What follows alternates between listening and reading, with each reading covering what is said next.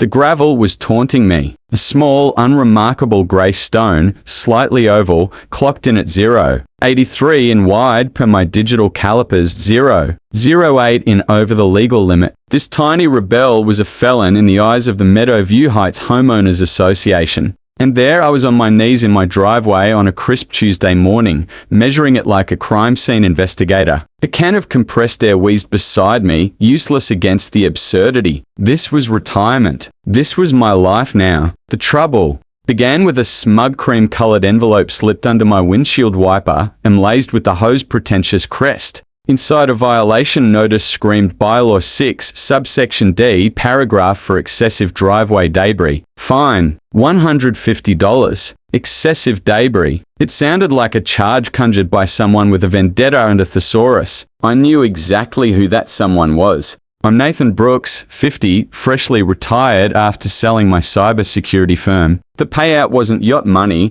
but it was never touch a spreadsheet again money. My wife Sarah urged me to find a hobby to keep me from rewiring the house's smart lights in my sleep. So I bought 12 acres on the edge of Meadowview Heights, a plot shunned by others because an abandoned freight rail spur cut through it. To me, that rusted track was the dream. My own private heritage railway, a working monument to solitude and steel. But solitude wasn't in the cards. Meadowview Heights had an HOA, and that HOA had a dictator, Marjorie Vance, a woman whose blonde bob was as rigid as her rule, as if summoned by my irritation. Her silver BMW X5 purred to a stop at my driveway's end. The window slid down, revealing a face etched with perpetual scorn. "Trouble, Nathan," she cooed, her voice laced with mock sympathy. I stood, dusting my knees, and brandished the calipers, just conducting a contraband sweep. Marjorie, this pebbles. A hardened criminal thinking of turning it over to the feds. Her lips thin to a razor's edge. The fine triples after 72 hours,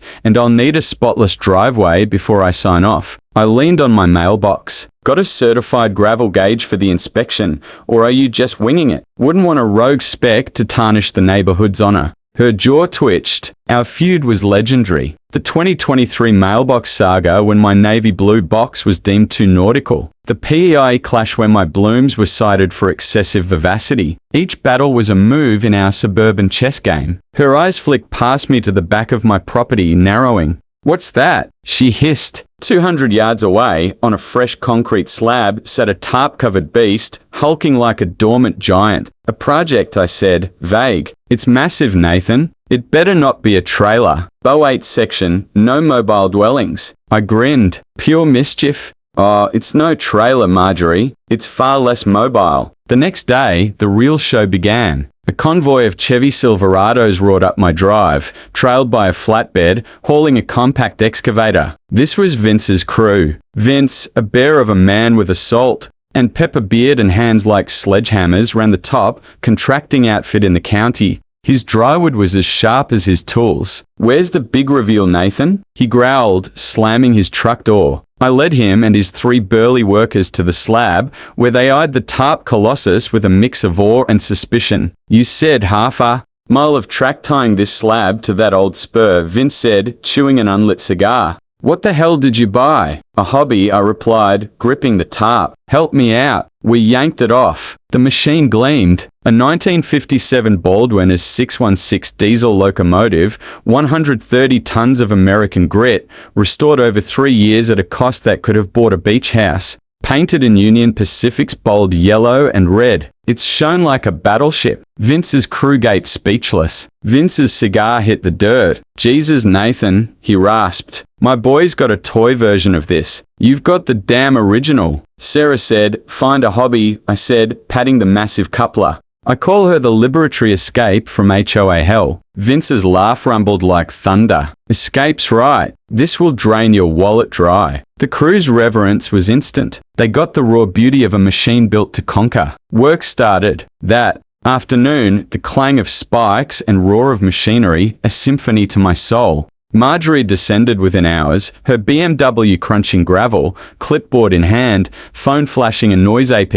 "This is unacceptable," she shouted over the den. Vince shut off the generator, strolling over. "Ma'am, I'm the HOA president," she declared as if expecting a salute. Your noise violates community standards. Vince checked his watch. County ordinance allows work from 7 o'clock a.m. to 8 o'clock p.m. Monday through Saturday. We're golden. Her eyes slit, and that she pointed to a drip under his truck. Fluid leaks violate environmental bylaws. Vince swiped the spot, holding up a wet finger. AC condensation, ma'am. It's 95. Her face flushed crimson. This project is a blight. She spat. Vince, unfazed, shrugged. We're on private land with permits. File a complaint with the county. He restarted the generator, drowning her protests. He shot me a wink. War was on. Marjorie's retaliation was a masterclass in petty vengeance. She called the county about my permits. A board inspector Carl reviewed my paperwork, admired the track, and left with a keep it quiet.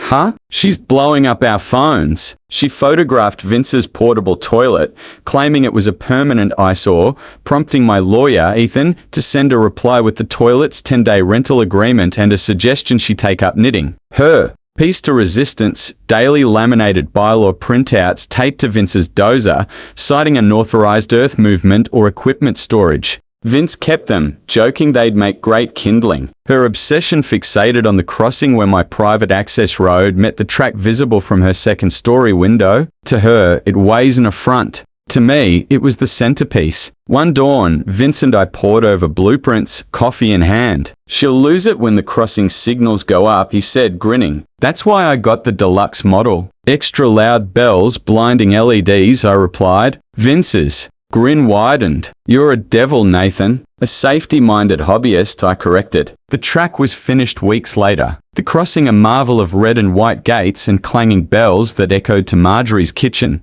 I didn't just notify her. I had Ethan draft a legal masterpiece since certified to the HOA, announcing a low-speed locomotive test at 2 p.m. Saturday on my private spur at 47 Cedar Lane. It warned of active crossing signals and demanded the track stay clear. Marjorie's furious signature on the return receipt was my trophy. The trap was set. Saturday dawn, bright, the air thick with anticipation. At 1 o'clock p.m., I climbed into the Liberator's cab, a sanctuary of diesel and steel. I ran the startup, battery on, fuel pump on, throttle primed. The 16-cylinder engine roared to life, 1,800 horsepower vibrating through me like a pulse. My phone. Buzz. Marjorie texting, your letter's a joke. That noise will bring the cops and you don't have commercial vehicle insurance. I replied, it's a hobby insured for more than your house. Keep the crossing clear at 2 p.m. No response, just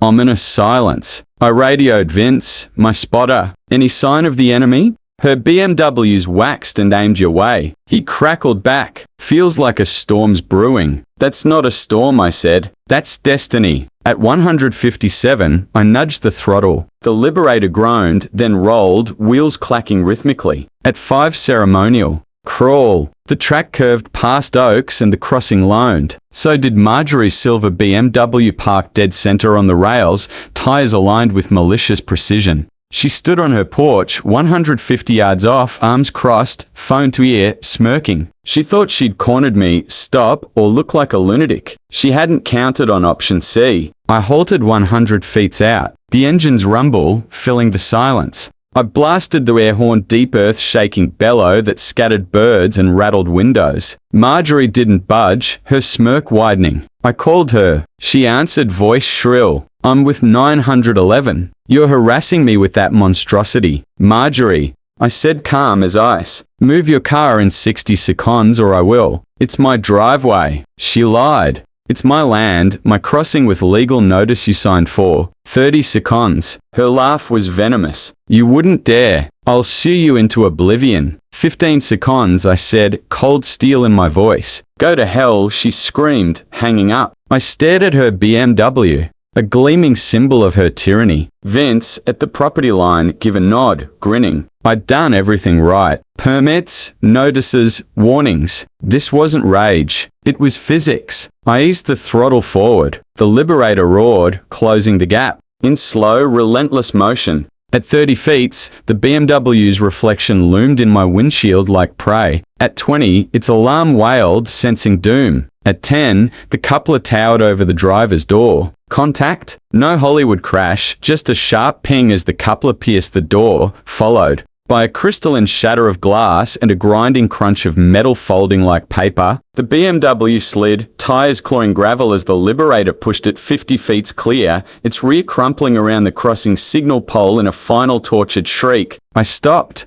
The engine idling, silence, descending save for Marjorie's distant curses. Sheriff's cruisers arrived in 7 minutes, lights flashing. Marjorie sprinted to them, a banshee of rage. He tried to murder me. Arrest him, she screeched, pointing at my locomotive, serene in its innocence. I shut down the engine, clomb down with a binder and met Deputy Harris, a grizzled man with a tired gaze. Care to explain? He asked, eyeing the BMW's wreckage. I opened the binder. Property deed, railway permits, certified HOA notice, Marjorie's signature, and footage from the locomotive's HD camera. She trespassed, ignored warnings, created an unsafe condition, I said, handing him my phone. He watched the video-worn call, impact, his face shifting to resignation. He spoke to Marjorie, her defiance crumbling into pale shock. It's his land, his notice, his right, he told me. Civil matter, no charges. But please don't make this a weekly thing. I smiled. Only if she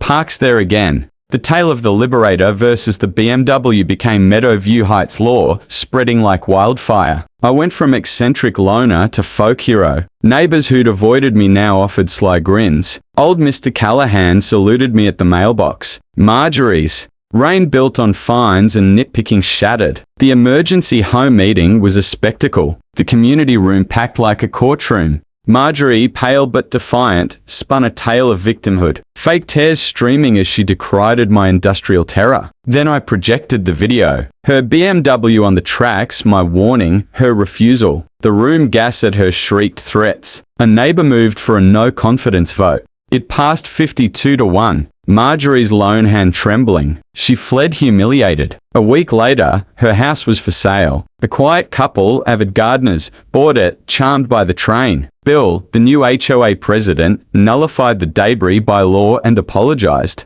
Vince's crew, unprompted, built me a quaint station platform with a meadow view. Station's signet gift of camaraderie. Weeks later, I hosted a barbecue there. Vince grilling, Bill and neighbors laughing, kids riding the cab at 5 miles per hour, their joy infectious. I leaned on the platform's railing, beer in hand, gazing at my railway and clean driveway. Marjorie's tyranny was gone, undone by her own hubris and 130 tons of steel. Sometimes an immovable object needs an unstoppable force.